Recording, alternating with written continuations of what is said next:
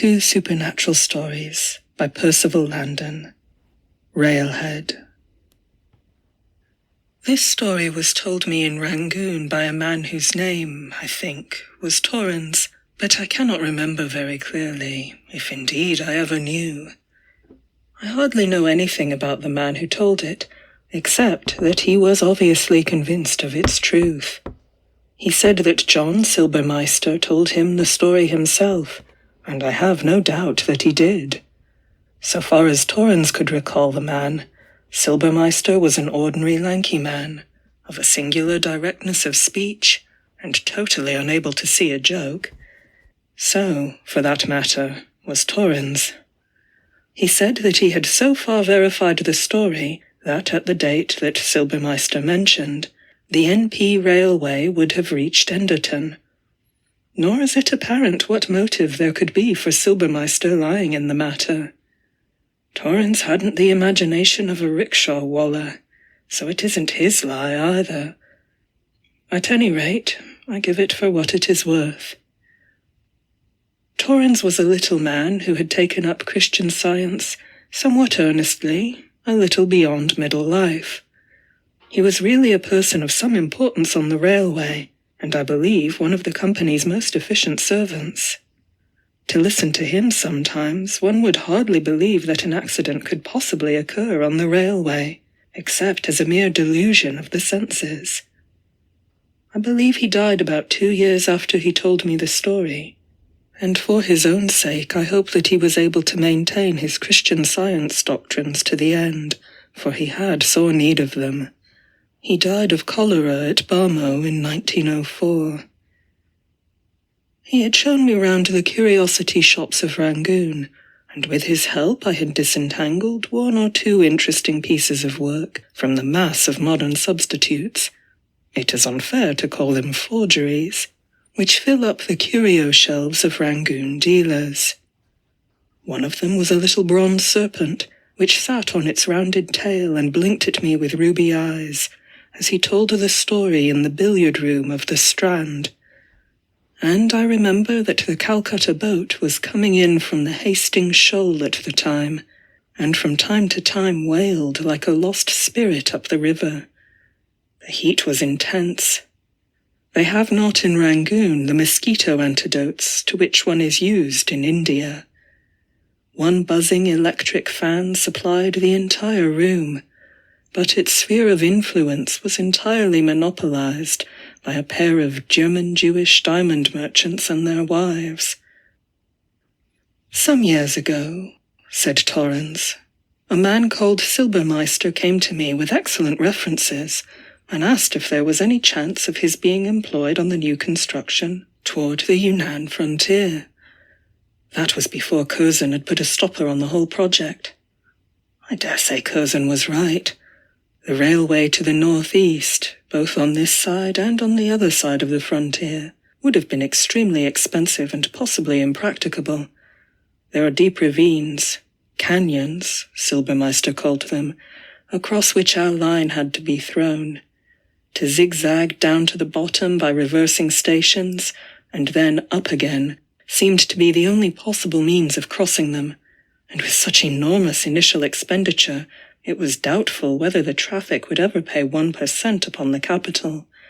But we in Rangoon wanted to establish a definite connection with China for political reasons, and if the Indian government had been willing to guarantee half the cost, the Burma Railway would have gone on with the business. Silbermeister, who had had a good deal of pioneer railway experience, would have been just the man for the job. While the matter was being decided in Calcutta, he remained here, and I saw a good deal of him. One evening Silbermeister told me this story, and, so far as I can judge the man at all, I should say that he was telling me the truth. Some years ago, when the big New York syndicate that, among 30,000 others, employed Silbermeister, was pushing forward the construction of the NP railway in Nebraska, he was for about 3 months in charge of the Railhead station at Enderton. This was merely a solidly built wooden hut by the side of the line. Trains ran up to it and nominally carried passengers, but as a matter of fact, very few wanted to go farther than Castleton, a raw pioneer clump of houses which had already blossomed out into half a dozen stores, 7 hotels, an electric generating shed, and 30 or 40 pretentiously named wooden houses. Beyond Enderton, the railway was at this time actually in course of construction. The navvies were chiefly Italian. It was a difficult piece of work, and, about 8 miles on, matters had temporarily come to a standstill, owing to a persistent subsidence along the edge of a small, half-dry river. On one Thursday morning, a piece of the embankment had given way, and an Italian workman had been killed. This was a matter of no great importance. All engineers know that their lives must be sacrificed to carry out any important work, and on the whole the loss of life on this section of the NP line had been less than might have been expected. There were the usual police guards in the navvies' camp, which contained between them 300 to 400 workmen. On a Friday evening, between 6 and 7 o'clock, Silbermeister was sitting in his station house at Enderton, running over the week's wages account, when a light engine ran up from Castleton. Silbermeister was expecting the money with which to pay the navvy's weekly wages on the following day, and a sub-inspector got off the footplate carrying a canvas bag which contained the money that was needed. It was the usual weekend routine. At the same time, a couple of railway men took off the tender half a dozen large packing cases containing materials that had been requisitioned for the work, and put them into the baggage room, which composed one half of the station house. The inspector ran through Silbermeister's accounts, initialed them as correct, and then took a receipt for the money which he brought with him. Silbermeister proceeded to lock the money up in the safe in his own room, and then checked the packing cases which had just been stored in the baggage room. Among these cases was a somewhat gruesome object, a coffin sent up by the company from Castleton in order that the victim of the late accident might be decently buried on Sunday morning. Another receipt was signed for the cases, and then the inspector told the engine driver he was ready to return. Before doing so, however, he turned to Silbermeister and said, "Do you feel quite safe here with all that money? Shall I leave you a man to spend the night here with you?" Silbermeister shrugged his shoulders, and with a smile declined the offer. He said that the police looked after the navvies' camp, and that he and his Negro servant had spent many nights together at the station, and that he had no fear of burglars. He had, he said, his revolver beside him, and the money would not remain with him more than that one night. The two men shook hands, and the inspector departed as he had come. Silbermeister then rechecked the books, recounted the money, saw that the doors were properly locked, sent away his Negro servant for the night. The man had been getting the table ready for his supper while he was escorting the inspector back to the engine, and, after locking the door onto the platform, occupied himself with some small duties now that his day's work was done. There was no further possibility of being rung up from Castleton, so he took this opportunity of cleaning and readjusting the telegraph instrument, which stood on a table by the wall, and had not been working quite satisfactorily that morning. For this purpose he disconnected the instrument, and, being a fairly skilled electrician, though of an old school, Torrens said, he did nearly all that was needed in a few minutes. Leaving the instrument as it was, he lit a pipe and started to get ready his supper. By this time the night had begun to fall in earnest, and he lighted the kerosene lamp on the table. More from habit than from anything else, as he knew that he was not likely to need it, he also lighted a bull's-eye lantern which, on most evenings in the week, he took with him on his final rounds. Silbermeister then opened the cupboard and took down a loaf of bread, a tin of canned meat, and a pot of marmalade. His preparations for supper were simple.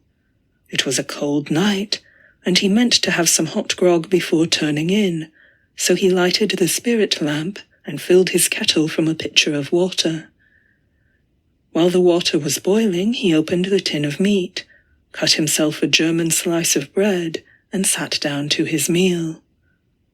By this time the sun had entirely set, and only the last reflections from the dull western horizon still found their way through the windows. For a moment he looked out through the windows across the platform and the wide, level waste beyond. There was not a living thing in sight, not a tree, hardly a bush. Then he shut up the house for the night and fastened the shutters.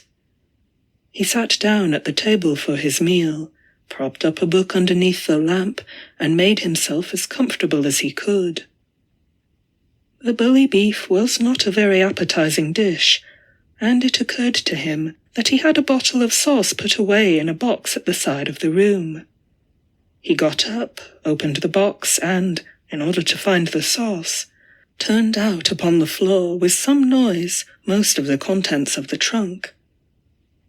While doing so, he did not notice that the telegraph instrument on the farther table ticked out a short and sharp message. At least, it was only the last few strokes that attracted his attention. He turned from the box, before which he was kneeling, to listen, but the message had already stopped. Leaving the sauce undiscovered, he rose to his feet and muttered, "I'm sure the thing was talking," and went across to the table to ask for a repetition from Castleton, only to discover, as he might have remembered, that he had himself disconnected the instrument while cleaning it. Dismissing the matter as an illusion, he returned to the box where the sauce was, and after a moment or two found what he wanted. He then resumed his seat at the table without thinking again of the telegraph instrument. He began his reading, and was in the middle of an engrossing sentence, when the telegraph instrument spoke again. This time there could be no mistake. Silbermeister, who knew that when he had left the machine 3 minutes before it was entirely disconnected, laid down his knife and fork and listened like a man in a dream. There was no doubt about it. E-N-T.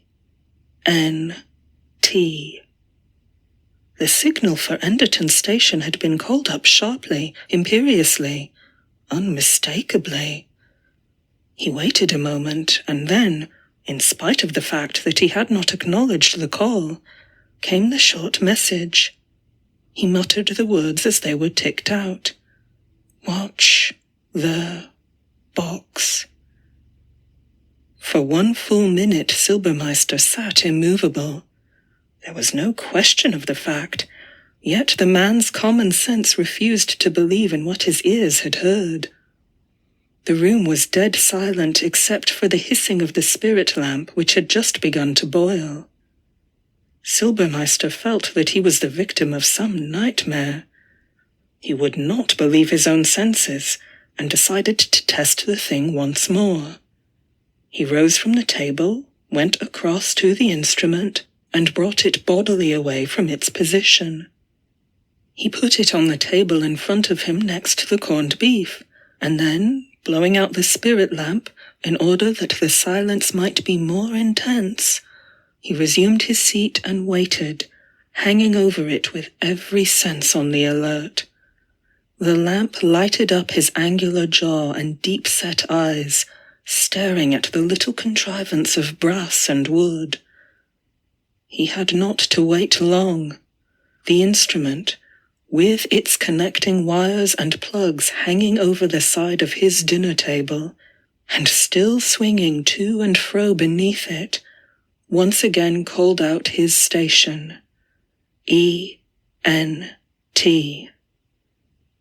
The sweat leapt to Silbermeister's forehead, but he made no sign. It went on. It was the same message, short, clear, and beyond all doubt. Watch the box. Silbermeister passed a hand over his face and thought. Whatever the origin of this message was, the message itself was unmistakable. He reached for his bull's-eye lantern, saw it was burning well, turned out the lamp on the table, and rose silently. He moved across to the door that separated his living room from the baggage room, very quietly opened the door, and waited. 1 minute dragged its slow length along, then 2, then 3, and still Silbermeister stood in the darkness, as motionless as the jamb of the door. There was no sound inside or outside the station house. So still was the silence that, as Silbermeister said, a man could hear his blood circulating round the drum of his own ear. Rather a good expression, Torrens thought. At last the tension was relieved. There was a sound, more like the sound of a gnawing mouse than anything else, and Silbermeister sank silently to his knee to listen more intently. A touch which, infinitesimal though it was, could only have been made by iron upon iron, betrayed the whole circumstance to him. There was a man in the coffin, and the man had so contrived the lid that he could get out of the coffin without attracting the notice of Silbermeister till it was too late. There was, at the same moment, the sound of a cautiously planted footstep on the platform outside. Silbermeister acted at once. Some of the cases of railway material that had been sent up that evening contained steel rods, and they were as much as 2 men could carry into the room. Silbermeister was a strong man, but he hardly knew how he managed, unaided, to drag down one of the packing cases and set it on top of the coffin with a crash that almost crushed it in. The moment he had done so, all pretense was at an end, and the man within it shouted to his accomplice outside. The answer was a blow on the door like a battering ram. The packing case might hold down the man for some time yet, so Silbermeister leapt back into his living room to meet the new danger, only to find the door onto the platform being battered through just above the bolt. He picked up his revolver, and in order to make sure there should be no attack from behind, aimed at the coffin and pulled the trigger. There was no response. It was clear that treachery had been at work. His black servant had seized the opportunity, while Silbermeister escorted the inspector to the engine, of opening and emptying it, an easy task, as it was lying on the table. There was no time to turn back to the baggage room. Seizing a small crowbar, Silbermeister had only just time to dash to the door, through the hole in which his Negro servant's arm was now thrusting itself, feeling for the bolt. He gripped the man's hand and pulled it into the room, until the Negro's armpit was forced up against the splintered hole in the door. He struck at it with the crowbar, and the Negro screamed like a hare. He struck again and again and again. He hardly knows what happened during that awful minute. He went on striking blindly and mechanically at what had suddenly become a man's sleeve. In the baggage room he had just left, the tremendous exertions of the imprisoned man were making the room resound, and the packing case on the top of the coffin rocked to and fro. Silbermeister paid no attention. He lost his head. Both lamps were now out, and all he could do in the darkness was to go on hitting at what he held. Suddenly there was the whistle of an approaching engine. No train was due until the following morning, but Silbermeister admitted that at that moment he hardly regarded anything as unusual. A couple of armed men and the inspector leapt down onto the platform, collared the Negro servant, who by that time was hanging half unconscious from the hole in the door, and burst in just in time to intercept the man in the baggage room, who had at last overturned the packing case above him and was crushing his way out through the lid of the coffin. It was an extraordinary scene. The inspector pulled the negro servant, with his arm one pulp of splintered bone and blood, into the room and thrust him roughly aside. He fell without a moan into the corner. The two men then brought the burglar into the living room between them. Silbermeister went back to the table, sat down, and put his head between his hands. The inspector looked at him for a moment in amazement as he raised his head and said, "Thank God." After a pause, he added, "Why did you come?" The inspector answered, "Your telegram caught us just before we left Castleton again. It was lucky, wasn't it?" he added grimly. Silbermeister again raised his head from his hands, and as if he heard nothing, said, "But why did you come?" The inspector, a trifle gravely, said, "I told you, your telegram just reached us in time." There was another pause of 10 seconds, and then Silbermeister pointed to the disconnected instrument and said once more, "Why did you come?" His eyes turned in his head. "I sent no message," and then he fell on the floor in a dead faint. That is all I know about it. That is the story that Torrens told me, and the story which undoubtedly Torrens believed. End of Railhead.